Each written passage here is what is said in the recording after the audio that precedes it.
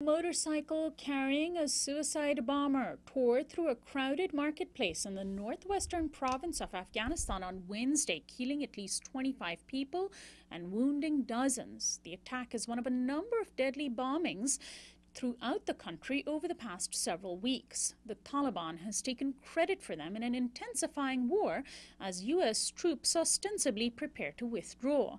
The violence is ramping up despite talks that were held at the beginning of the month between the Taliban and the Afghan government under President Ashraf Ghani, who is a major U.S. ally. Not only are Afghans being subjected to Taliban violence, but the U.S. has also increased the number of its bombing campaigns. An airstrike by U.S. helicopters on Monday killed 7 soldiers of the Afghan National Army. Joining me now is Kathy Kelly. She is the co-coordinator of Voices for Creative Nonviolence. She recently returned from Afghanistan in June. Welcome to Uprising, Kathy.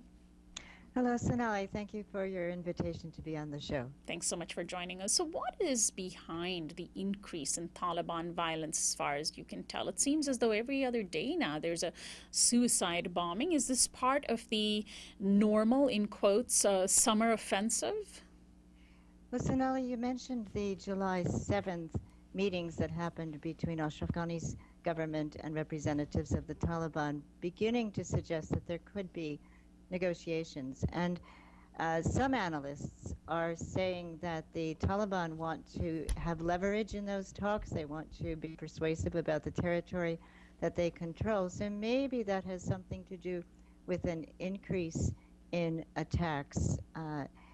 By hearsay, when I'm in Afghanistan, people say that the roadways leading to Kabul are largely controlled by various militias, many of them Taliban, and that some have the impression that maybe the Taliban doesn't want the headache of trying to control a major city like Kabul, but that in the rural areas, people living in areas that are not protected by government forces feel very, very vulnerable to many different kinds of militias.